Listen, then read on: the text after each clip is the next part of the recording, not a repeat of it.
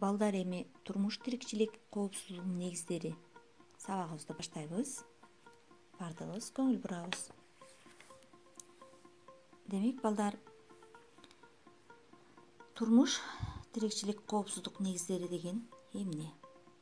Жана ал эмнени түшүндүрөт? Бизди курчап турган дүйнө өтө кооз жана кереметтүү. Бирок анда ар түрдүү кооптуу жагдайлар жаралып турат. Биз сени менен чогуу ушул жагдайларды кантип өзүнө алып жүрүүнү, сактанууну жана алардын алдын алууну үйрөнөбүз. Кооптуу жагдайлар. Турмушта кээде кооптуу жагдайлар жаралып турат. Алар сага же бир канча адамга коркунуч туудурат. Төмөнкү кооптуу жагдайлар күнүмдүк жашоодо пайда болушу мүмкүн. Демек, бул кооптуу жагдай өрт экен, балдар. Дагы ошондой эле эпидемия. Мынакей, бул дагы биз үчүн өтө кооптуу жагдай экен. Биз эпидемия жөнүндө жакшы эле билип алдык, балдар. Демек, биз эпидемия эмне экендигин билдик. Демек, бүткүл дүйнөдө эмне деген оору тарады? Туура, COVID-19 деген оору тарады. Ал эпидемия эле болуп калбай, ал пандемияга айланды. Дүйнөнү бүт курчады. Дагы жол кырсыгы, бул дагы кооптуу жагдайларга кирет. Өзгөчө кырдаалдар. Өзгөчө кырдаалдарга табигый кырсыктар кирет экен, балдар. Өзгөчө кырдаалдар бир эле шаарга же аймакка эмес, бүт өлкөгө коркунуч туудурушу мүмкүн.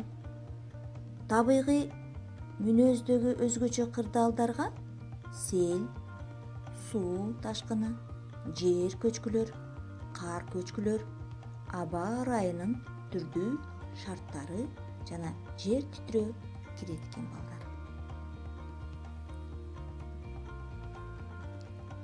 Техногендик кырсыктарга, мынакей, техногендик кырсыктарга бул сүрөттө көрүп тургандай ар түрдүү заттар биздин жашап турган айлана чөйрөбүздү булгаганда биздин жашообузга жана жаныбарларга өзүнүн зыянын тийгизгенде эмне дейт экенбиз? Техногендик кырсыктар дейт экенбиз. Биздин жашообузда, балдар, аба ырайынын шарттарынан келип чыккан ар түрдүү кырсыктар да болуп калышы мүмкүн. Демек, мынакей, нөшүрлөп катуу жаан жааганда, катуу соккон шамалдын таасиринен, катуу жааган кардын таасиринен кырсыктар келип чыгышы мүмкүн. Мөндүрлөр жааса келип чыгышы мүмкүн кырсыктар. Бурганак бороондордон,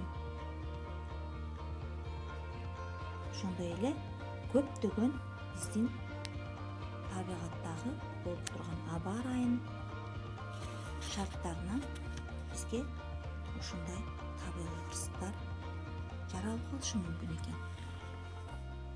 Демек, мынакей, жогоруда айткандай, жер титирөөлөр, мынакей, жер титирөөлөрдөн дагы абдан катуу жабыркашыбыз мүмкүн. Эгер жер титирөөлөр өтө катуу болсо. Демек, ушул сыяктуу көптөгөн кырсыктар, биздин жашообузга зыянын келтире турган көптөгөн факторлорду биз эмне кылат экенбиз?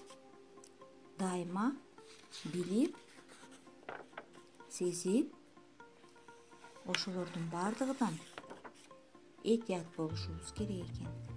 Демек, ошондой жагдайлар жаралып калган учурда биринчи орунда бизге ким жардамга келет экен? Мынакей, силер сүрөттө көрүп турган адамдар бизге биринчи орунда жардамга келе турган адамдар булар. Көрүп турасыңарбы? Булар биздин досторубуз, биздин коопсуздугубузга кам көргөн адамдар. Сен да алар менен жакындан таанышып ал. Мынакей балдар. Демек балдар, бүгүн биз турмуш тиричилик коопсуздугунун негиздери сабагыбызда жалпы түшүнүк алдык. Эми үйгө тапшырма силерге балдар. Сүрөт дептериңерге ушул биздин досторубуздун сүрөтүн тартып жөнөтөсүңөр. Ар бирин түбүнө жазасыңар.